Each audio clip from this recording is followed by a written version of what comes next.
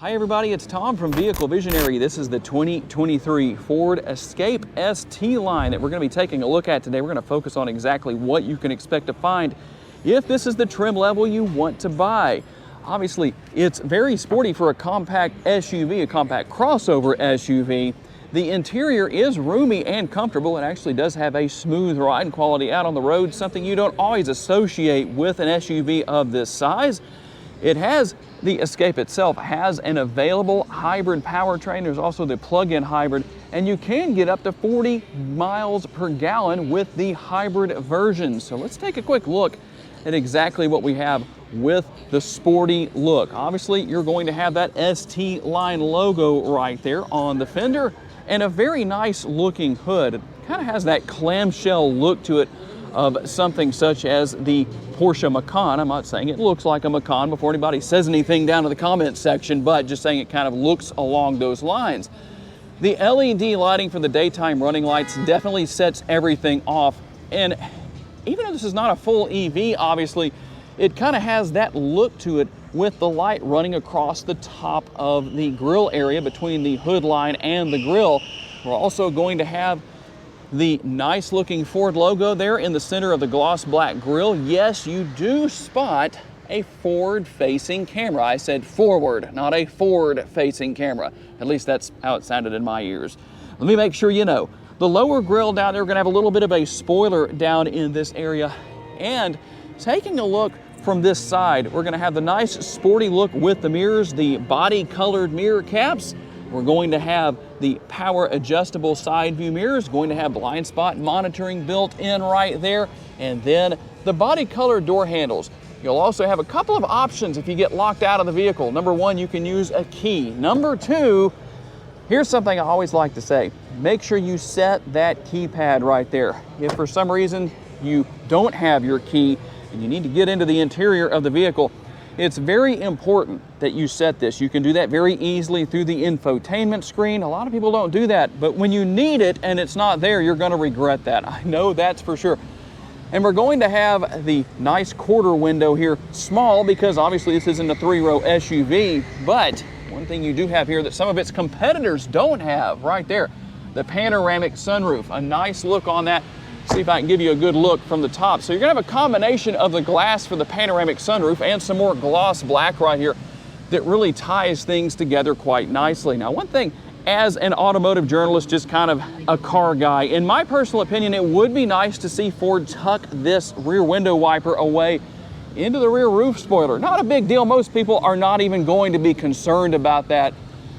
One thing for you to answer, do you think that shark fin antenna should be gloss black or matte black as it is? Finishing things off here on the rear with the LED taillights, a very nice look to say the very least. They actually are fairly large for an SUV of this size, but I think it fits very well. They look nice, they look sporty, they look like, well, they're gonna tell you when this powerful small SUV is coming to a stop. We do have the dual exhaust back here, and you can see it also comes with the towing package. And you'll just have to take my word for what is under the hood. There are a couple of different engine options available. I can't show you because, well, there's no hood latch here. And that's obviously because we're here at the New York International Auto Show. But under the hood, 250 horsepower, 250 pound-feet of torque, made it to an 8-speed automatic transmission. This model is all-wheel drive. But obviously, depending on trim level, it could come with standard front-wheel drive, but all-wheel drive is available. Earlier, I talked about the fact that you do have the hitch receiver down there with the towing package. You can tow up to 2,000 pounds here.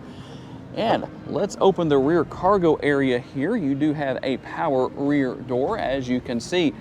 I won't be able to show you all of the available cargo area back here because one of the items that you can buy from Ford to carry your dog around in is in the back area here. So let's talk a little bit about what you do have, even though we can't see all of it with the cargo capacity numbers. You will end up with 34.4 to 65.4 in cargo capacity. And obviously you can maximize that, as is typically the case, by coming in here. Let's see if we can release the seat belt here so we can do this. And then pulling right down here. I don't know if I can make this happen or not, because there we go, because it is a little bit hard to do. That's kind of stuck, so I'm not gonna be able to do much with that, but you can see how that works. It will come down. And if you're wondering about what these are, This is just something that Ford, again, offers. It's, again, for your dog. It actually is, I guess, kind of a leash or something to keep the dog in place back here. Kind of an interesting thing, something I hadn't seen before, but I was asking about there earlier. So some of the items that Ford sells between the dog kennel and the leashes, or whatever you call those, in there.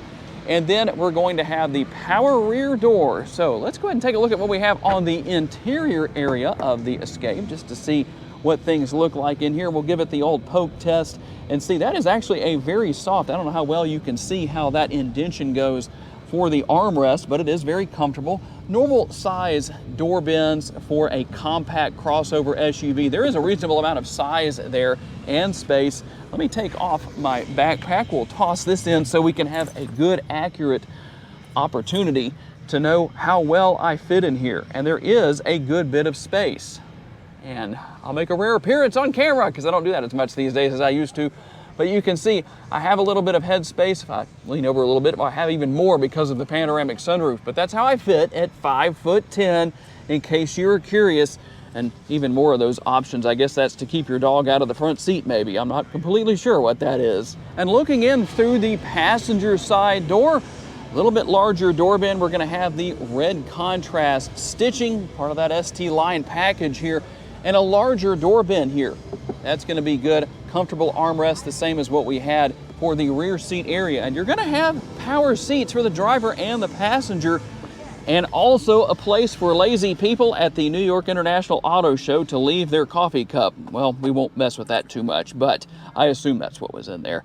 But you can see how things fit in the cup holders right there. We also have the trim right here, a nice large screen, which I can't really do anything with just because of how things are or are not available here. I don't think I can get that to work. But nope, definitely not. It did not come on, so you'll just have to wait for another video before we actually show that to you. But I can show you that you have a nice large glove box here.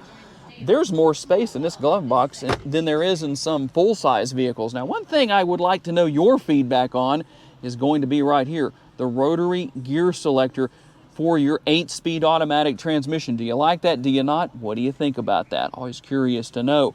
And then the armrest that doubles as the lid for the console right there. Quite a bit of space down in there for what this model is.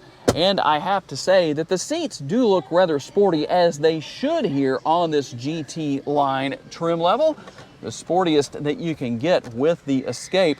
There is the vanity mirror with the lights built in. And then, you know, you almost don't even need to slide this back because the visor is so large. It doesn't need to come back very far, but you can slide it back and forth. So that makes a big difference there as well. When you want to exercise that 250 horsepower, here's the oh crap handle for your passengers to grab onto.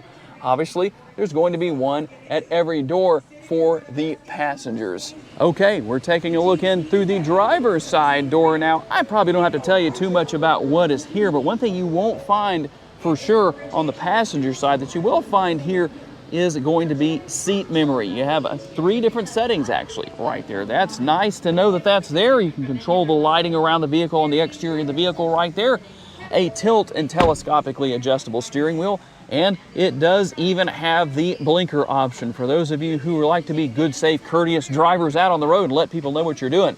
Over here you'll control the functionality of the front and the rear window wipers, and your steering wheel mounted controls here. A nice comfortable steering wheel, but I tell you what, I would like to get one of these out on the road. To fully answer the question, is the 2023 Ford ST line the most sporty and fun to drive compact crossover SUV? Tell me what you think down in the comments section. I look forward to reading your comments and appreciate you for giving me the opportunity to give you a vision for your next vehicle. If you enjoyed this video and want to learn about other vehicles you may wish to consider purchasing, check out the video that's on the screen right now, and I will see you there.